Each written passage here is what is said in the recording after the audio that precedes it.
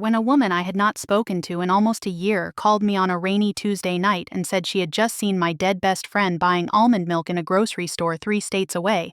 I laughed because I thought she was making the worst possible joke. Then I heard the way her voice shook. My name is Rhea Fontaine, and I found out my best friend had faked her own death to escape the money she owed me. She said, Rhea, I know how this sounds, but it was her. It was Bennett. She looked right at me, dropped her basket, and walked out. 4 years earlier, I had stood in my kitchen holding a printed accident report from overseas and crying so hard I could barely breathe. Bennett Keene, my high school best friend, the girl who had shared lunches with me when I was 16 and broke, the woman I had lent $15,000 to when she swore she was building the future she had always dreamed about, was supposedly gone. I grieved her. I defended her memory. I forgave the debt because what kind of person keeps a ledger against someone who is dead? Then one careless sighting in a fluorescent grocery aisle cracked open everything I thought I knew. Not because she was in danger, not because someone was chasing her, because her business failed, she was ashamed, and apparently it was easier for her to bury herself on paper than to look me in the eye and say she could not pay me back. Bennett and I met in 9th grade when she was still going by Benny because she thought Bennett sounded too formal for a girl who wore mismatched socks and wrote song lyrics on her sneakers. I was quiet, careful, and painfully aware of every dollar my mother did not have. Bennett was loud and fearless in a way that made people turn toward her. She could talk a teacher into extending a deadline, talk a lunch table into making room, and talk me into joining drama club even though I had stage fright so bad my hands went numb. We became inseparable before homecoming that year. By senior year, teachers said our names together like one word, Rhea and Bennett, Bennett and Rhea. She slept at my house when her parents fought. I spent Christmas Eve at hers when my mother worked a double shift. We were not sisters by blood, but that was how it felt to me. After graduation, life pulled us in different directions but never completely apart. I went to community college, then finished an accounting degree at a state university while working part-time for a medical billing company. Bennett bounced between ideas, jobs, cities, and reinventions. She wanted to be a stylist, then a caterer, then a vintage clothing seller, then a wellness consultant, then the owner of what she called a modern neighborhood studio for women who needed to feel beautiful again.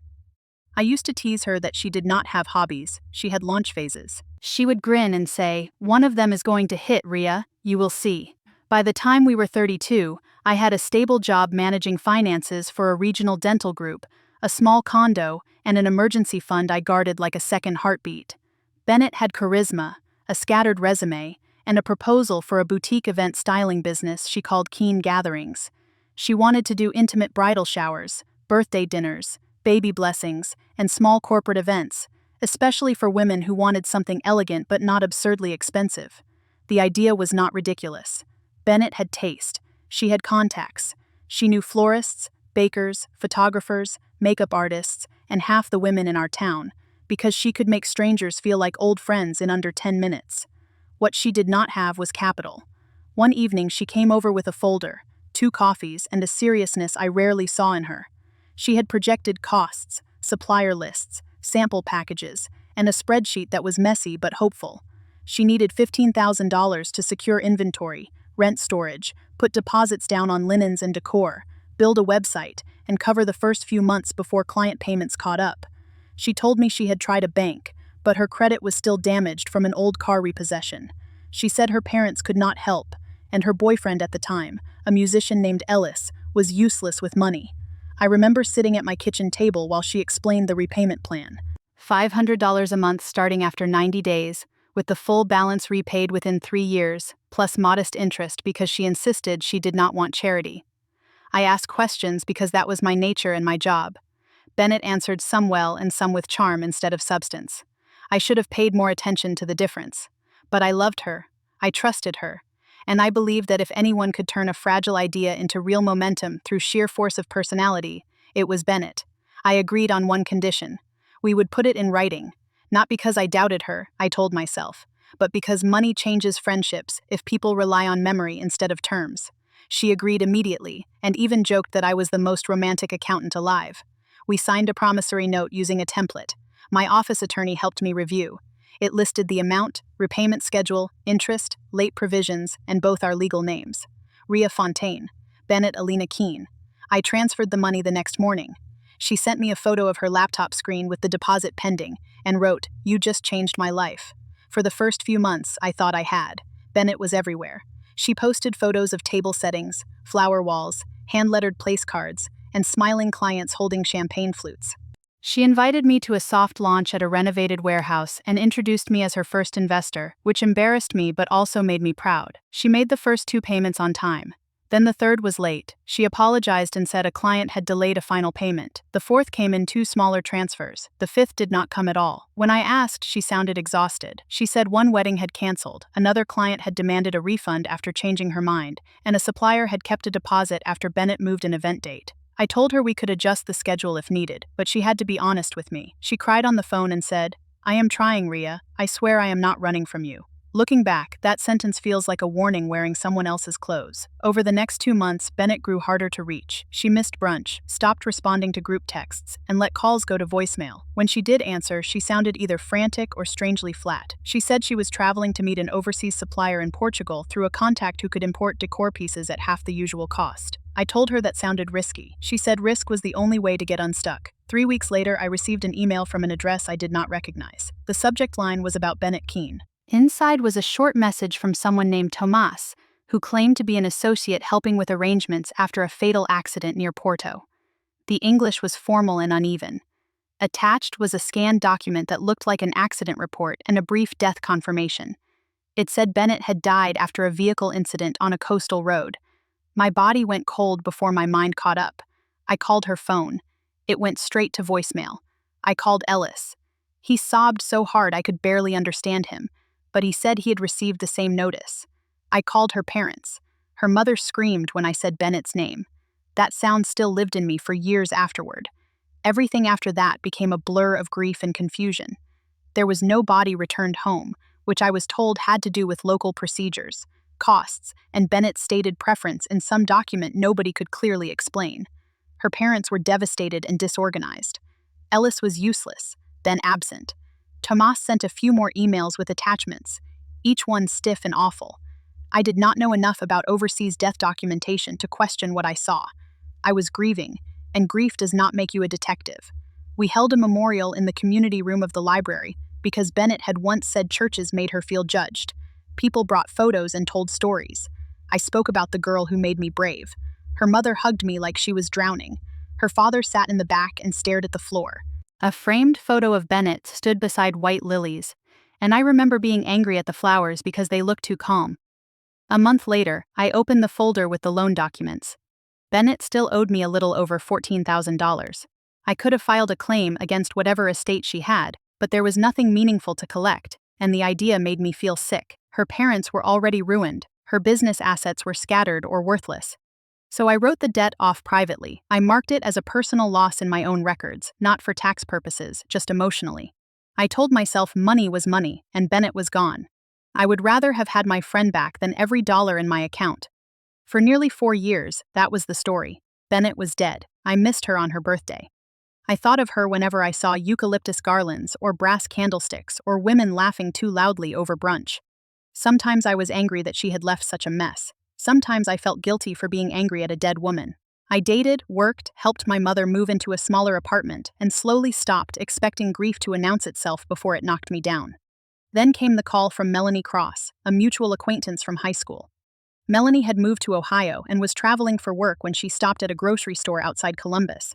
She said she was in the dairy aisle when she saw Bennett. "Not someone who looked like Bennett," she insisted. "Bennett, same slight scar above her eyebrow from when we crashed a bike in 10th grade, same way of twisting her ring finger when she was nervous. Her hair was shorter and darker, but her face was her face." Melanie said she stared for too long and whispered, "Benny." The woman froze. Then she set down her basket, turned, and walked quickly toward the exit. Melanie followed far enough to see her get into a gray Subaru with out-of-state plates. She snapped one blurry photo before the car left. When Melanie sent it to me, I told myself it proved nothing. The image showed a woman in profile through through a windshield, hair tucked behind one ear, sunglasses pushed on her head. It was not clear enough for certainty, but my hands began to tremble because some part of me recognized the slope of her cheek before my brain gave permission. I spent that night cycling between disbelief and nausea. Faking a death seemed like something from a movie, not from the life of a woman who once helped me study for algebra and borrowed my black dress for junior prom. I searched Bennett's name online and found the old memorial posts, a few dead business pages, and nothing new. I searched variations, then felt ridiculous and closed my laptop. At 3 in the morning, I opened it again. By sunrise, I knew I needed help from someone who would not be swayed by memory or emotion. I called Priscilla Nakamura, an attorney I had worked with professionally and trusted personally. She specialized in civil litigation and fraud cases, and she had the calmest voice of any human being I knew. I told her the whole story, including the loan, the death report, the memorial, and Melanie's sighting.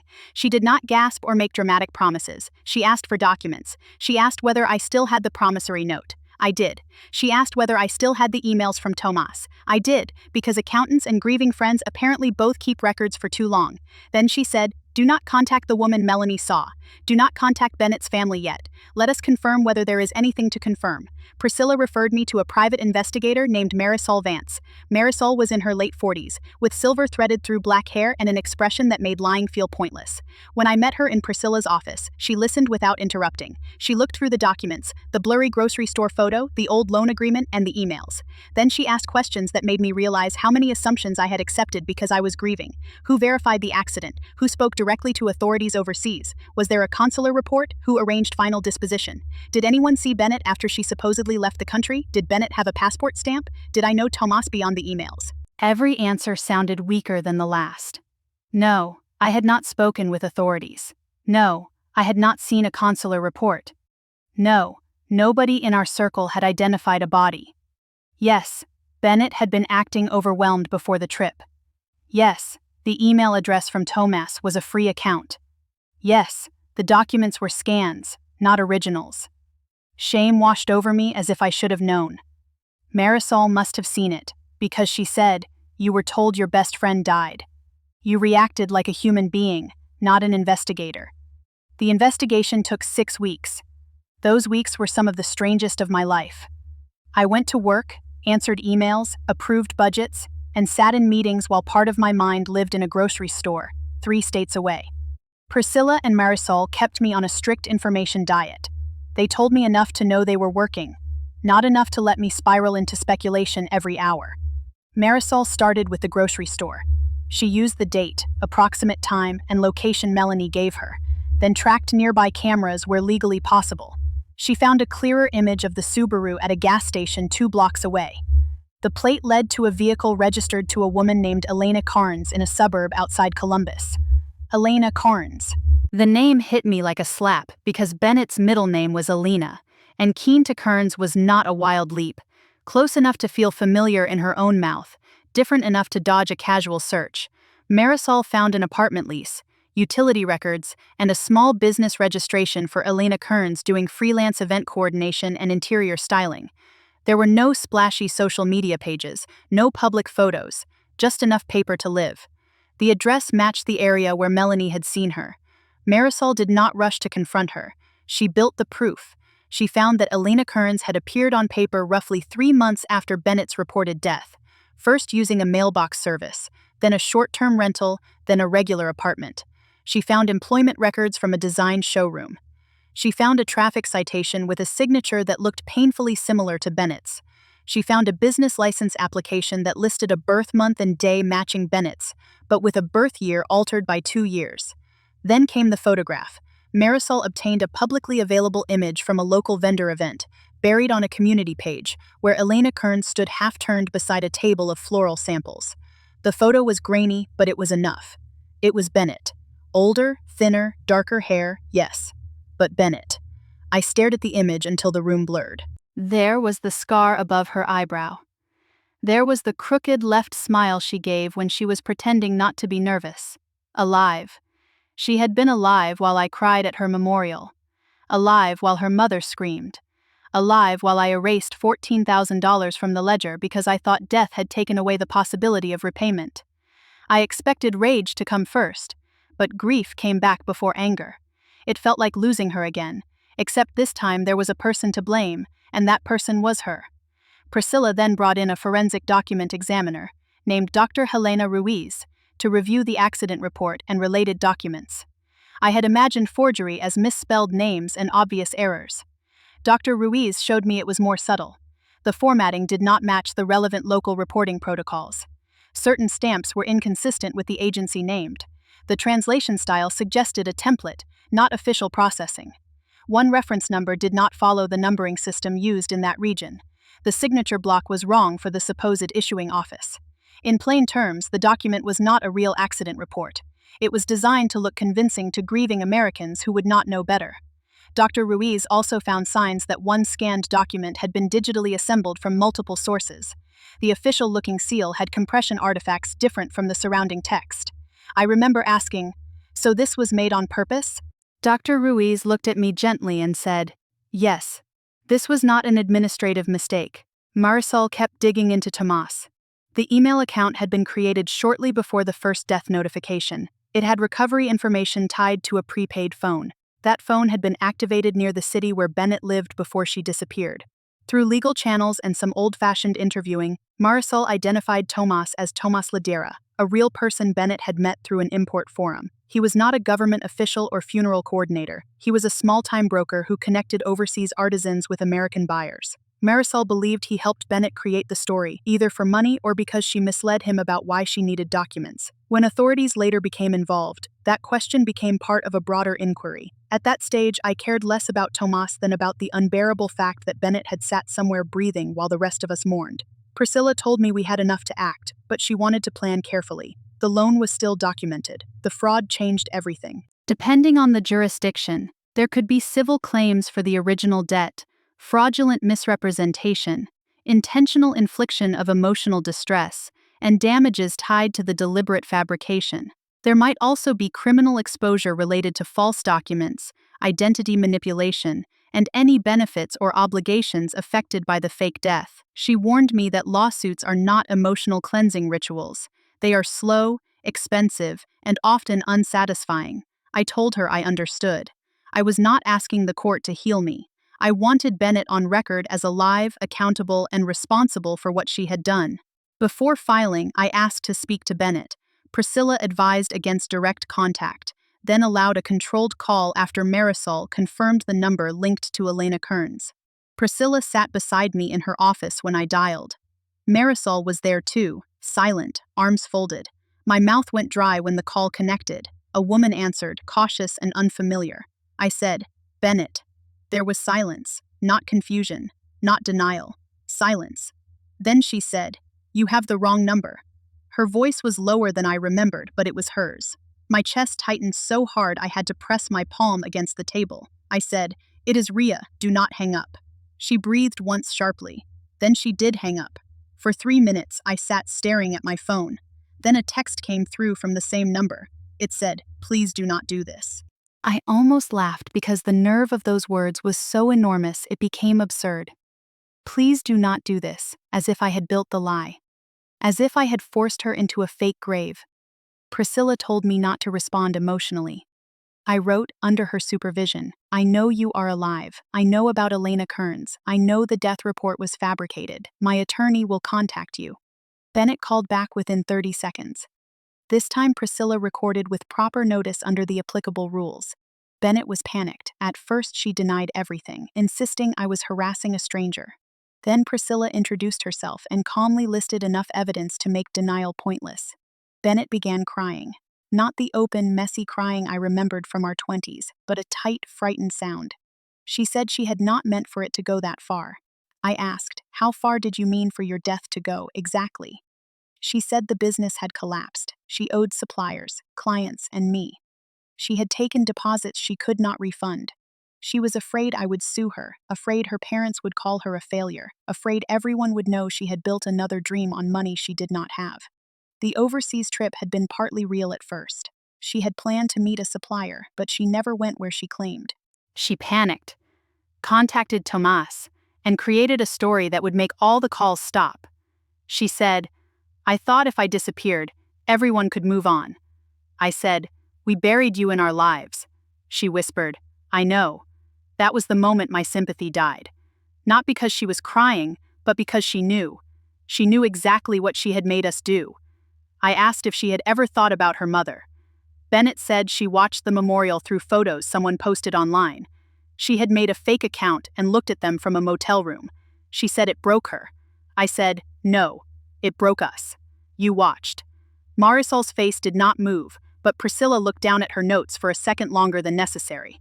Bennett kept trying to turn the conversation toward how trapped she had felt, how ashamed she had been, how impossible repayment seemed. I told her the honest impossible thing would have been sitting at my kitchen table and saying, Rhea, I failed. I would have been angry. I would have changed the repayment terms. I might have helped her organize the mess. What I would not have done was force her into ruin for being human. She chose something else. She chose to let me mourn her rather than disappoint me. Priscilla filed the civil action 2 weeks later. We sued under Bennett's legal name and the alias she had been using. The complaint laid out the original loan, the promissory note, the partial payments, the fabricated death notification, the forged or fraudulent overseas documents, her relocation under a modified identity, and the damages caused by the deception. Priscilla also referred the evidence to the appropriate local authorities and federal contacts, because fake death documentation can touch multiple systems, especially if used to avoid creditors, contracts, taxes, or legal obligations. I learned quickly that accountability has a lot of paperwork. There were affidavits, document exhibits, investigator reports, certified copies, chain of custody details, and timelines. My private heartbreak became a series of numbered paragraphs. It was strange but also stabilizing. The facts did not shake when Bennett cried. Bennett hired an attorney. Through him, she initially claimed she had suffered a mental health crisis and had not intended to defraud me specifically. Priscilla was prepared for that. She pointed to the timing. The loan, the missed payments, the collapse of the business, the fake death notice, and the immediate disappearance. She pointed to the fact that I had been a direct recipient of the fabricated documents and that the debt stopped being pursued only because I believed she was dead. She pointed to the alias, the altered birth year, and the low-profile continuation of similar work in another state. This was not a confused weekend. It was a sustained lie. Bennett's attorney then tried to suggest I had suffered no financial damage beyond an unpaid loan I had voluntarily written off. Priscilla's response was almost surgical. I wrote it off because the debtor fraudulently represented herself as deceased. That did not erase the debt. It proved the method used to avoid it. The emotional damages were harder, more personal, and more vulnerable. I had to describe grieving Bennett. I had to talk about the memorial, the birthday messages I wrote and deleted, the way I avoided certain streets because they reminded me of her, and the guilt I felt whenever I resented the unpaid money. I hated that part. Bennett had already taken my private friendship and turned it into a crime scene. Now I had to hand my grief to lawyers. But I did it because the alternative was letting her version stand. During the case, Marisol found more people Bennett had harmed. A florist had never been paid for 2 events. A bride had lost a deposit. A storage unit had gone into default with business supplies inside. None of the amounts were life-destroying on their own, but together they painted a picture of Bennett running from consequences long before she ran from her name. I contacted 2 of those women through attorneys, not directly. One of them cried when she learned Bennett was alive because she had felt guilty for being angry at a dead vendor. That sentence stayed with me. Bennett had not only escaped debts, she had manipulated the morality of everyone around her. She made people feel cruel for wanting what they were owed. Eventually, the pressure became too much for Bennett to keep fighting. The civil case moved toward settlement after authorities began interviewing people connected to the fake documents. I was not included in every detail of the criminal investigation, but I knew enough to understand Bennett was scared in a way she had not been when only friendship was at stake. In mediation, I saw her in person for the first time in almost 4 years. She walked into the conference room wearing a navy blazer, her dark hair cut to her chin, no jewelry except a thin band on her thumb. She looked both exactly like Bennett and like a woman doing an impression of someone else. I had imagined this moment so many times that I thought I would either scream or collapse. Instead, I felt very still. She looked at me and started crying immediately. I did not. The mediator separated us for most of the day, but at one point Bennett asked to speak directly. Priscilla told me I did not have to. I agreed, with attorneys present. Bennett said, "I am sorry, Rhea." I asked, "For what?" She blinked like she did not understand the question. I said, "Do not summarize. Say what you are sorry for." It took her a long time. Then she said she was sorry for taking the money, for lying about the business, for sending the false report, for letting me believe she was dead, for letting her parents believe it, for letting me grieve, for hiding under another name, and for forcing me to chase the truth. It was the first honest list I had heard from her. It did not fix anything, but it mattered that she had to say it in a room full of witnesses. The settlement required Bennett to repay the original $15,000, minus the small payments she had made, plus interest, attorney's fees, investigative costs, and an additional damages amount. It was structured because she did not have enough money to pay all at once. There was a judgment provision if she defaulted. She also had to provide a sworn statement acknowledging that the death report had been fabricated and that she had not been deceased, injured in the reported accident, or legally entitled to represent herself as dead. That statement may sound absurd, but after years of lies, absurd clarity felt necessary. Separate from the civil settlement, Bennett faced legal consequences tied to the false documentation and identity issues. I will not pretend she went to prison for decades or that the system delivered some dramatic movie ending. Real accountability was slower and less theatrical. There were charges, cooperation, penalties, probationary conditions, and restitution obligations involving more than just me. Tomas was investigated too, though his role was murkier and crossed borders in ways that made everything more complicated. Bennett's parents found out before the settlement finalized. That was the part I dreaded most. I did not tell them myself at first because Priscilla warned me to let the legal notifications and investigators handle sensitive contact. But Bennett's mother called me after she knew. I let it ring twice because I was afraid of what grief sounds like when it reverses direction. When I answered, she said my name and then nothing for almost 10 seconds. Finally she asked, "Did you know before us?" I said, "Not for long." I tried to confirm it before I hurt anyone with it. She began sobbing, and I cried too. Not for Bennett exactly, but for the wreckage around her. Her mother said she had prayed every night to dream of her daughter, and now she did not know whether those prayers had been love or humiliation. There was nothing I could say to make that better. Bennett's father refused to speak to Bennett for months. Her mother eventually did, but their relationship became something cautious and wounded. I stayed out of it. People asked whether I felt relieved that Bennett was alive. The honest answer was complicated. I was relieved there had not been a terrible accident on a coastal road. I was relieved her parents had not truly lost a child to death. But I did not get my best friend back. The person I loved had made a choice so cruel and sustained that it rewrote our entire history. Every memory became infected by the question of what else she had been capable of hiding. When we were 16 and she promised we would be old women together, did she mean it then? Probably. That was the hardest part. Bennett was not a cartoon villain. She had loved me in some real way, and then she betrayed me in another real way. Both truths had to live in the same room. I spent months in therapy after the case settled. At first I felt embarrassed to need therapy over someone who was alive. My therapist stopped me there. She said the body does not care whether betrayal fits a neat category. I had experienced bereavement, then discovered the bereavement had been engineered by the person I mourned. That is not simple. I had to grieve the dead Bennett, the living Bennett, and the version of myself who believed friendship could not become fraud. I also had to confront my own anger about the money. For years, I had treated the loan as the least important part because death made it feel vulgar. Once I learned the death was fake, the money became symbolic. It represented trust. It represented work I had done, hours I had saved, security I had risked because someone I loved asked for help. Wanting it back did not make me petty. It made me honest. The first repayment under the settlement arrived by cashier's check. I expected to feel triumph. Instead, I sat at my desk and stared at it. The memo line had my case number. Not an apology, not a friendship, just proof that paper can sometimes drag a person back into responsibility when love cannot. I deposited it and used part of it to pay down the legal balance my fee award had not yet covered. Months later, when the investigative costs were reimbursed, I sent Marisol a short thank you note. She replied with one sentence, "Truth is rarely tidy, but it is still better than the lie." I kept that note. Bennett tried one more time to reach me personally after the settlement. She sent a letter to Priscilla's office, who forwarded it after reviewing it. In it, Bennett wrote about shame, fear, and the moment she decided disappearing would be easier than confessing failure. She said she missed me every day. She said she knew she had no right to ask for forgiveness, but hoped someday I would remember the girl she used to be. I read the letter twice, then I put it in the same folder as the fake death report and the promissory note. I did not respond. That was not cruelty. It was a boundary. Forgiveness, if it ever comes, does not require access. I have chosen not to rebuild any personal relationship with Bennett.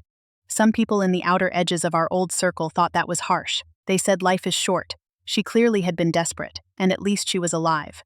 I learned to let those comments pass through me without opening the door. Life being short is exactly why I will not spend more of mine proving basic decency to someone who staged her death rather than have an honest conversation. Desperation can explain a breaking point, but it does not erase the planning that came afterward. She created documents, she sent emails, she watched people mourn, she built a new identity, she stayed gone for nearly 4 years. That was not one bad day. That was 1,000 choices. The strangest thing is that I still sometimes remember her kindly before I remember what she did. I will see a bright tablescape in a restaurant window and think, Bennett would have loved that. Then the rest arrives. The grocery store, the alias, the fake report, her voice saying, please do not do this, as if truth were the attack. I do not fight those memories anymore. I let them come as evidence of the whole story. She was my friend. She owed me money. She faked her death. I found her. She was held accountable. I survived the humiliation of having been fooled because being deceived is not the same as being foolish. The shame belongs to the person who built the lie. If there is one thing I wish I had done differently, it is not refusing the loan. Maybe I would refuse it now, knowing what I know, but back then I made a documented, thoughtful decision to help someone I trusted. The documentation mattered. The promissory note mattered. Keeping the emails mattered. Calling an attorney before confronting her mattered. If I had rushed straight at Bennett with nothing but pain, she might have vanished again. Instead, we built the truth until it could stand in court. That is the practical lesson beneath the emotional wreckage. Love people, but keep records when money is involved. Trust your instincts, but verify before you accuse. And when someone uses your compassion as a hiding place, do not confuse accountability with revenge. I am Rhea Fontaine, and for almost 4 years I believed my best friend had died in an accident overseas.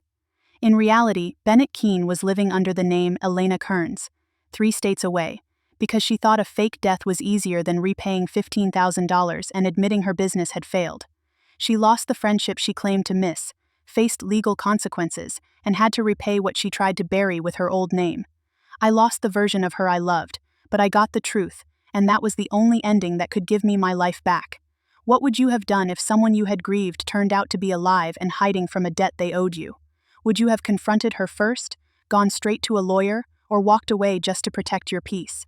Share your thoughts, because stories like this are exactly why trust, money, and friendship can become so complicated. Thank you for listening, and if you want more real-feeling stories about betrayal, accountability, and the moment the truth finally comes out, subscribe for the next one. Take care of yourself, and be careful who you let turn your kindness into their escape plan.